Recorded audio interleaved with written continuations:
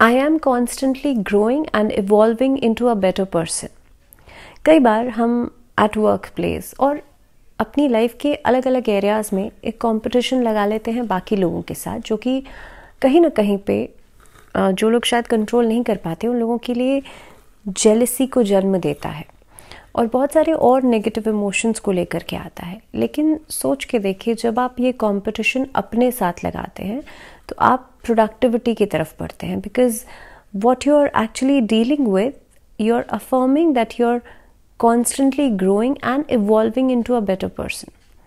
कहीं ना कहीं पे आप बेटरमेंट की तरफ आगे बढ़ते हैं। और ख़ास तौर पे देखिए, आपको एक टाइम सेट करना चाहिए। मुझे लगता है कि ये कंपटीशन आपको दूसरों के साथ नहीं, बल्कि जब आप अपने साथ लगाते हैं, आप एक टाइम सेट कीजिए कि भाई इस टाइम से लेके इस टाइम तक आपने कितनी ग्रोथ की और कितनी ग्रोथ आप आगे कर सकते हैं। जब आप वो एम, वो टारगेट लेके चलते हैं तो आप कॉन्स्टेंटली अपनी ग्रोथ पर मेहनत करते हैं, बल्कि दूसरों से जेलसी पर नहीं। तो ये अफर्मेशन खास तौर पे उन लोगों के लिए है जो कि बहुत जल्दी नेगेटिव इमोशंस में आ जाते हैं। बहुत जल्दी अगर सामने कंपटीशन भी है तो भी उसको एक हेल्दी कंपटीशन की तरह नहीं लेते हैं।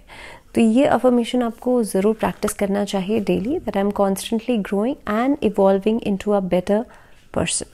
अ वेरी वार्म वेलकम, बहुत स्वागत है आप सभी का। मैं हूँ आपके साथ भावना शर्मा और ये वीडियो रहेगा एक्वेरियस यानी कि कुंभ राशि वाले लोगों के लिए। कुंभ राशि वाले लोगों के लिए जनवरी का पूरा महीना कैसा रहने वाला है, इसी के बारे में मैं आपसे इस वीडियो में बात करूंगी। आपके लिए लाइफ के हर एक एस्पेक्ट को हम डिस्कस करेंगे, लेकिन सबसे पहले आपका चार्ट डिस्कस कर लेते हैं।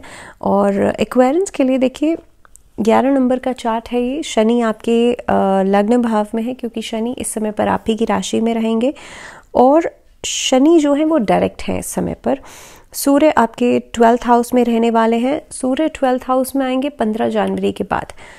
तो क्योंकि यहाँ पर शुक्र भी ट्रांजिट कर रहे हैं, यहाँ पर सूर्य भी ट्रांजिट कर रहे हैं, तो उसके हिसाब से हम दोनों हाउसेस के जो इम्पैक्ट हैं वो हम देखेंगे।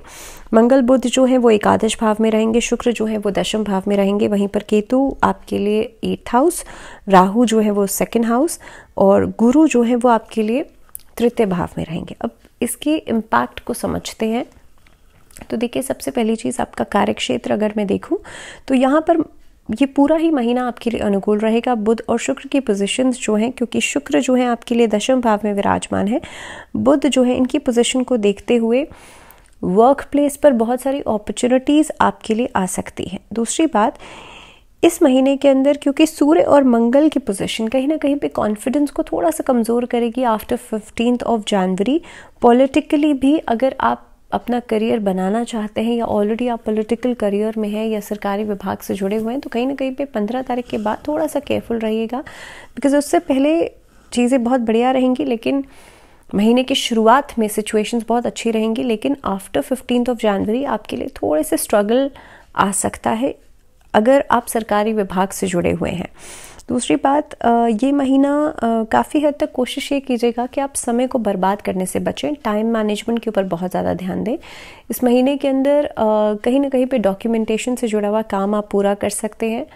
ट्रैवल हो सकता है काफ़ी ज़्यादा काम से जुड़ा हुआ। इनफैक्ट अगर आप किसी कंपनी की, किसी फर्म की नई शुरुआत करना चाहते हैं पार्टनरशिप में, उसके लिहाज से भी महीना अच्छा रहेगा आप लोगों के लिए। सिर्फ और सिर्फ इस चीज़ का ध्यान रखिएगा कि आप लोग जो भी कर रहे हैं उसमें हर चीज़ की क्लैरिटी ज़रूर रखें, ट्रांसपेरेंसी ज़रूर रखें अपने पार्टनर्स के साथ। दूसरी बात, अगर मैं यहाँ पर बात करूँ व्यापार की, तो व्यापारिक तरीके से देखा जाए तो महीने का जो उत्तरार्ध का समय रहेगा, जो मिड ऑफ द मंथ रहेगा, वो आपके लिए बहुत बेहतर रहेगा। यहाँ पर आपके जो भी आप एफर्ट्स अभी तक लगा रहे थे वहाँ से आपको बहुत बेहतर रिस्पॉन्सेज मिलने वाले हैं। विदेशी संपर्कों से इस महीने में आपको बहुत ज़्यादा लाभ होगा, या विदेश से जुड़ा हुआ अगर कोई कारोबार कर रहे हैं और if you are trading, you are dealing with something, तो आपके लिए महीना बहुत कुछ लेकर के आएगा। आर्थिक स्थिति की बात कर लेते हैं। तो देखिए, आर्थिक स्थिति के लिहाज से 3rd हाउस में आपके लिए देवगुरु बृहस्पति बैठे हैं, आपके 7th भाव, 9th भाव और एकादश भाव को देख रहे हैं। यहाँ पर बैठ करके व्यापार में बढ़ोतरी होगी और वहाँ से पैसा आ सकता है। नौकरी में भी कहीं ना कहीं पे लाभ होता हुआ नजर आता है, आमदनी में लाभ होगा, पैसे में बढ़ोतरी होती हुई नजर आती है। देखिए, सबसे इम्पॉर्टेंट बात इस महीने की ये रहेगी, आप लोगों के लिए महीने की शुरुआत बहुत बढ़िया रहेगी। सूर्य और मंगल की पोजीशन दोनों ही तरीके से बहुत अच्छी रहेगी, लेकिन कहीं ना कहीं पे सूर्य और मंगल की पोजीशन को देखते हुए आपका जो इम्पैक्ट है वो लोगों के ऊपर ज़्यादा रहेगा। इस महीने में आप शेयर मार्केट में, इनफैक्ट किसी भी तरीके की डीलिंग्स में आपका जो वर्चस्व है वो दिखाई देगा, जिसकी वजह से भी आपका जो इनकम सोर्सेज हैं वो बढ़ती हुई नज़र आती हैं। दूसरी बात, इस अवधि के अंदर अगर आप कोई भी नया काम शुरू करते हैं वहाँ से आपको प्रॉफिटेबल गेन्स हो सकते हैं। इस अवधि के अंदर पार्टनरशिप से लाभ होगा, लेकिन पहले 15 दिन के अंदर, उसके बाद थोड़ा सा स्ट्रगलिंग फेस नज़र आता है। सेकेंडली, ये महीना खास तौर पे अगर कहीं पर इन्वेस्ट करते हैं, खास तौर पे अगर प्रॉपर्टी में आप इन्वेस्ट करते हैं, किसी व्हीकल में, किसी मूवेबल या इमूवेबल प्रॉपर्टी में इन्वेस्ट कर रहे हैं, तो वहाँ से काफ़ी हद तक गेन्स आ सकते हैं। शेयर मार्केट में गेन होगा, लेकिन मिड ऑफ द मंथ में आपको थोड़ा सा संभलने की ज़रूरत है। इसके अलावा स्वास्थ्य के नज़रिए से अगर देखा जाए तो ये महीना थोड़ा सा कमज़ोरी लेकर के आएगा। हालांकि आप अपनी आरोग्यता को बढ़ाने के लिए कहीं ना कहीं पे अपनी तरफ से मेहनत करेंगे, फिटनेस के ऊपर ध्यान ज़रूर देंगे, लेकिन कहीं ना कहीं पे अगर आप देखा जाए तो यहाँ पर स्टमक रिलेटेड प्रॉब्लम्स परेशान कर सकती हैं। आँखों में जलन, नज़र का कमज़ोर हो जाना या फिर इन्फेक्शंस जो हैं वो परेशान कर सकते हैं। तो इस तरह की चीज़ें जो हैं ये आप लोगों के लिए प्रॉब्लम बनती हुई नज़र आती है। नहीं तो ओवरऑल अगर देखा जाए तो आपके लिए स्थिति सामान्य रहेगी। अष्टम भाव में केतु की जो उपस्थिति बनती है, इसकी वजह से कोई कट लगने से बचेगा, इंजरी होने से बचेगा। और ख़ास तौर पे आप लोगों के लिए, क्योंकि केतु जो है वो लोअर पार्ट को कंट्रोल करते हैं, तो कहीं ना कहीं पे लोअर पार्ट से जुड़ी हुई जो इन्फेक्शंस हैं उनसे बचेगा। खासतौर पे यूटीआई इन्फेक्शंस, इनसे सावधानी बरतिएगा। इस अवधि के अंदर अगर इस पूरे महीने में अगर मैं रिलेशनशिप्स की बात करूं तो सबसे पहले दाम्पत्य जीवन की बात करते हैं। महीने की शुरुआत में सूर्य मंगल का प्रभाव क्योंकि पंचम भाव पर भी है, इसकी वजह से आपके लव रिलेशनशिप्स के ऊपर इम्पैक्ट पड़ेगा। और आप देखेंगे कि इस अवधि के अंदर खास तौर पे अगर आपके पार्टनर्स जो हैं वो छोटी छोटी बातों पर आपसे कुछ कंप्लेंट्स कर रहे हैं, तो हो सकता है आप उन चीज़ों को समझे नहीं और बहुत ब्लंट तरीके से उस चीज़ का जवाब दें, जिसका प्रभाव ये हो सकता है कि आपके रिलेशनशिप के ऊपर एक नेगेटिव इम्पैक्ट पड़ेगा। यहाँ पर ब्रेकेज की सिचुएशन बिल्कुल आ सकती है। अब महीने के उत्तरार्ध का जो समय रहेगा, धीरे धीरे करके रिलेशनशिप्स आपके बेहतर होते हुए नज़र आते हैं। इसके अलावा अगर मैं सूर्य की पोजीशन की बात करूं तो महीने के उत्तरार्ध में द्वादश में चले जाएंगे। शुक्र और बुध जो है मंगल के साथ कहीं ना कहीं पे एकादश भाव को कंट्रोल कर रहे हैं। यहाँ से धीरे धीरे करके आपके लिए स्थितियाँ बेहतर होंगी। जो महीने की शुरुआत में लव रिलेशनशिप्स में या वैवाहिक जीवन में परेशानियाँ आई थी, वो महीने के मिड से लेकर के एंडिंग तक ठीक होती हुई नज़र आती हैं। इस अवधि के अंदर नए रिश्ते बन सकते हैं।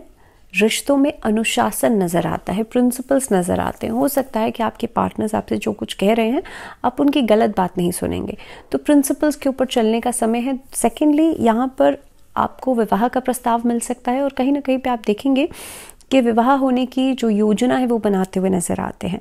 पारिवारिक जीवन के हिसाब से अगर देखा जाए तो ये महीना बुध और शुक्र की पोजीशन को देखते हुए चतुर्थ भाव पर भी इसका असर दिखाई दे रहा है। पहली बात तो मदर और फादर दोनों के ही हेल्थ में यहाँ पर बेटरमेंट दिखाई देता है।